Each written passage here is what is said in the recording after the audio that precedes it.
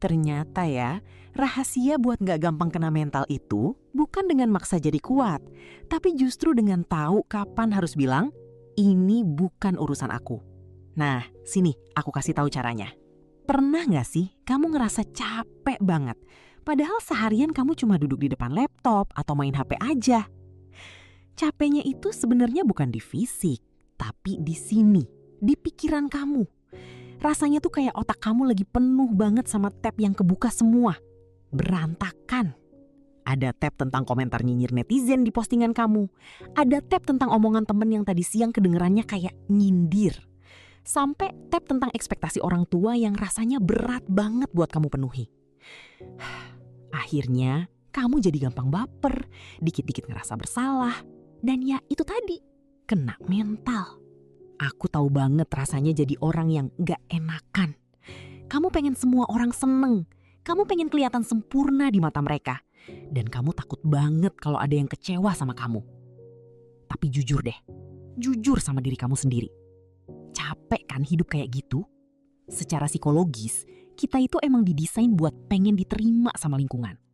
Tapi masalahnya, di zaman sekarang ini, lingkungan kita itu jadi luas banget. Bukan cuma orang rumah atau teman sekolah aja, tapi ada ribuan orang di internet yang bahkan gak kenal kamu secara personal. Kalau kamu terus-terusan ngebuka diri buat peduli sama semua hal itu, kamu sebenarnya lagi ngebiarin orang lain pegang remote control atas emosi kamu. Pernah gak sih kamu kepikiran, kenapa ya rasanya sakit banget pas denger omongan miring orang lain? Padahal kan cuma kata-kata, tapi kok nyeseknya bisa sampai ke ulu hati dan bikin kamu kepikiran berhari-hari. Nah, jawabannya itu ternyata ada di sejarah nenek moyang kita dulu. Jadi begini, ribuan tahun lalu, manusia itu hidup berkelompok dalam suku-suku kecil. Dan kalau kamu sampai nggak disukai atau diusir dari suku, itu artinya hukuman mati. Kamu nggak bakal bisa bertahan hidup sendirian di alam liar tanpa bantuan orang lain. Jadi, secara biologis, otak kita itu emang udah diprogram buat peduli banget sama pendapat orang lain, demi bisa bertahan hidup. Inilah yang namanya survival mechanism. Tapi masalahnya nih, sekarang kita hidup di dunia modern, bukan lagi di zaman purba. Kita nggak lagi dikejar singa, tapi kita dikejar notifikasi dan komentar orang di media sosial. Insting bertahan hidup yang lama ini justru jadi senjata makan tuan buat kita. Otak kamu itu gak bisa bedain mana ancaman nyawa beneran dan mana yang cuma sekedar kritik pedas. Akhirnya, kamu jadi gampang cemas, overthinking, sampai gampang banget kena mental, cuma gara-gara validasi orang lain gak sesuai ekspektasi. Disinilah stoikisme hadir sebagai obat yang paling masuk akal. Para filsuf stoik ribuan tahun lalu tuh udah sadar kalau dunia ini emang berisik banget dan kita nggak akan pernah bisa ngontrol apa yang keluar dari mulut orang lain. Kalau kamu naruh kunci kebahagiaanmu di tangan orang lain, ya siap-siap aja, kamu bakal capek seumur hidup.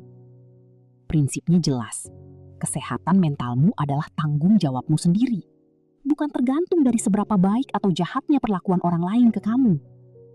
Menjadi bodoh amat ala stoik itu bukan berarti kamu jadi orang jahat yang gak punya perasaan ya. Tapi kamu jadi orang yang sadar penuh. Kalau kedamaian batinmu itu terlalu mahal harganya buat dirusak oleh pendapat orang yang bahkan gak kenal kamu seutuhnya. Nah, pertanyaannya sekarang, gimana sih cara praktisnya buat milah-milah mana yang perlu kita peduliin dan mana yang harus kita buang jauh-jauh dari pikiran? Karena jujur aja, tahu teorinya doang gak akan cukup kalau kamu nggak tahu cara nerapin filternya dalam kehidupan sehari-hari. Jadi, kita bakal bahas langkah konkretnya di bagian selanjutnya ya. Nah, sekarang kita masuk ke yang namanya senjata rahasia para stoik, yaitu dikotomi kendali. Kedengarannya mungkin agak berat ya, atau kayak istilah kuliah yang ngebosenin? Tapi percayalah sama aku, ini tuh kunci utama supaya kamu gak gampang kena mental di tengah dunia yang makin berisik ini. Jadi prinsipnya simpel banget kok. Hidup ini sebenarnya cuma terbagi jadi 2 kotak. Kotak pertama adalah hal-hal yang ada di bawah kendali kamu 100%. Dan kotak kedua, Nah, itu adalah hal-hal yang sama sekali di luar kendali kamu. Masalahnya, banyak dari kita, mungkin termasuk kamu juga ya, sering banget stres gara-gara kita maksa pengen punya remote control buat kotak yang kedua tadi. Kita pengen banget ngatur gimana cara orang lain mandang kita. Kita pengen semua orang gak ada yang nyinyir. Atau kita pengen semua rencana kita tuh jalannya mulus tanpa hambatan sama sekali. Padahal, kenyataannya gimana? Kamu tuh gak punya remote buat mulut orang lain. Kamu gak punya kendali atas cuaca, macetnya jalanan, atau bahkan perasaan orang lain terhadap kamu. Memaksa buat ngontrol hal-hal itu cuma bakal bikin kamu capek, frustrasi, dan akhirnya ya itu tadi, kena mental. Tapi tenang, ada satu hal yang remote-nya bener-bener ada di genggaman kamu, yaitu cara kamu merespon. Menjadi elegan itu bukan saat kamu berhasil ngebalas sindiran orang dengan kata-kata yang lebih pedas. Nggak gitu. Itu justru tanda kalau kamu lagi dikendalikan sama mereka.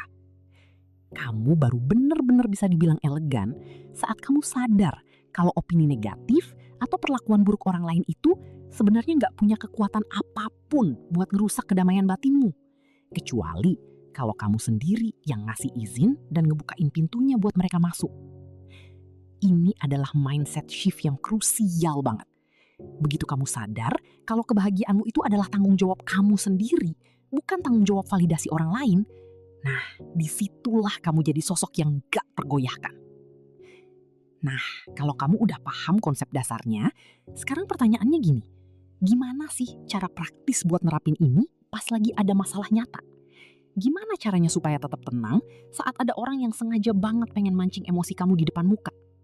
Karena jujur aja kan, nahan diri itu emang gak gampang kalau kamu gak tahu trik mentalnya. Jadi, kita bakal bahas satu teknik visualisasi yang bakal ngerubah cara pandang kamu selamanya di bagian setelah ini. Oke, sekarang kita masuk ke bagian yang paling kamu tunggu-tunggu. Nah, ini soal cara prakteknya. Gimana sih supaya sikap bodo amat itu bukan cuma teori di kepala aja, tapi bener-bener jadi tameng mental kamu setiap hari? Jadi, aku mau kenalin kamu sama satu teknik sederhana, tapi sumpah dampaknya luar biasa banget. Namanya strategi filter 3 detik. Bayangin gini deh, kamu lagi asyik scrolling, terus tiba-tiba zep, nemu komentar pedas atau postingan temen yang bikin kamu mendadak insecure. Atau mungkin ada rekan kerja yang ngomongin kamu di belakang dan kabarnya sampai ke telinga kamu. Biasanya reaksi spontan kita itu apa sih? Panas, baper, atau langsung pengen ngegas buat bales kan? Nah, disinilah filter 3 detik ini masuk. Mulai sekarang, setiap ada kejadian yang bikin kamu baper atau emosi, please jangan langsung bereaksi. Berhenti dulu, kasih jeda 3 detik aja buat otak kamu bernapas. Di detik-detik itu, aku pengen kamu tanya ke diri kamu sendiri satu pertanyaan sakti ini. Apa hal ini ada di bawah kendaliku? Kalau jawabannya enggak, kayak opini orang lain, hasil yang udah lewat, atau sikap orang yang emang gak bisa kita atur, ya sudah. Tarik napas panjang, hembuskan, terus katakan pelan-pelan dalam hati. Ini bukan urusanku. Titik. Selesai di situ. Kamu gak perlu kasih energi lebih buat sesuatu yang emang bukan porsimu buat ngatur. Logikanya gini, energi kamu itu terbatas loh. Sayang banget kan kalau dibuang-buang cuma buat scrolling komentar negatif atau pusing mikirin kenapa si X gak suka sama kamu. Jadi daripada capek hati, lebih baik kamu alihkan energi itu ke hal-hal yang benar-benar bisa kamu ubah dan bikin kamu berkembang. Fokus ke hobi yang bikin kamu seneng, mulai gerakin badan buat olahraga, atau selesaikan pekerjaan yang dari kemarin tertunda. Percaya deh, ngeliat progres kecil di diri sendiri itu jauh lebih memuaskan daripada menang debat sama orang yang bahkan gak kenal kamu. Tapi ada satu tantangan besar. Seringkali yang bikin kita susah buat bodo amat itu bukan cuma faktor luar, tapi karena kita terjebak dalam siklus pikiran yang berulang-ulang, alias overthinking. Terus gimana caranya biar kita tetap konsisten tenang, bahkan saat situasi di sekitar kita makin kacau dan gak terkendali? Nah, ada satu rahasia mental lagi yang bakal bikin kamu makin kokoh menghadapi tekanan apapun. Nah, jadi apa sih kesimpulan dari semua obrolan kita hari ini? Aku cuma pengen ngingetin kamu satu hal yang penting banget. Bersikap bodoh amat secara stoik itu bukan berarti kamu jadi orang jahat atau cuek tanpa empati, apalagi nggak punya perasaan. Sama sekali bukan itu. Justru sebaliknya, bodoh amat di sini tuh adalah bentuk self-love atau cara mencintai diri sendiri yang paling elegan. Ya, ini cara kamu buat menjaga kewarasan di tengah dunia yang makin berisik. Kamu bukan lagi nutup hati kok, tapi kamu cuma lagi masang filter di pikiran kamu. Kamu memilih untuk nggak membiarkan opini orang lain, komentar pedas, atau hal-hal di luar kendalimu merusak kedamaian batin yang udah susah payah kamu bangun. Kan? Coba deh ingat lagi prinsip utama yang kita bahas tadi. Fokuslah hanya pada apa yang bisa kamu kendalikan.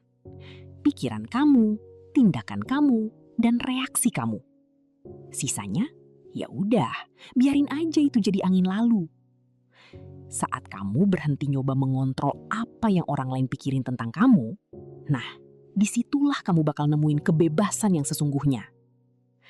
Dengan nerapin cara pikir ini, kamu bakal berubah jadi pribadi yang jauh lebih tangguh, lebih tenang, dan gak gampang goyah meskipun badai masalah lagi datang menerjang. Karena sekarang kamu tahu, pusat ketenangan itu ada di dalam diri kamu sendiri, bukan di tangan orang lain, apalagi cuma dari validasi orang asing. Aku pengen kamu mulai nyoba nerapin prinsip ini hari ini juga ya. Mulai dari hal kecil aja dulu. Kalau ada komentar atau situasi yang bikin kamu mulai merasa baper atau overthinking, coba deh tarik nafas dalam-dalam, terus bisikin ke diri sendiri.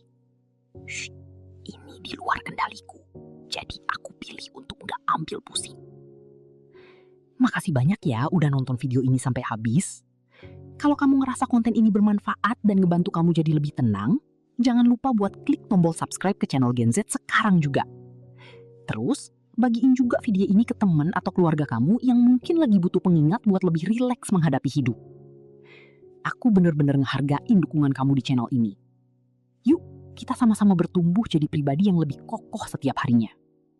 Aku pamit dulu, sampai jumpa di video berikutnya, dan tetap ya, jadilah pribadi yang tak tergoyahkan.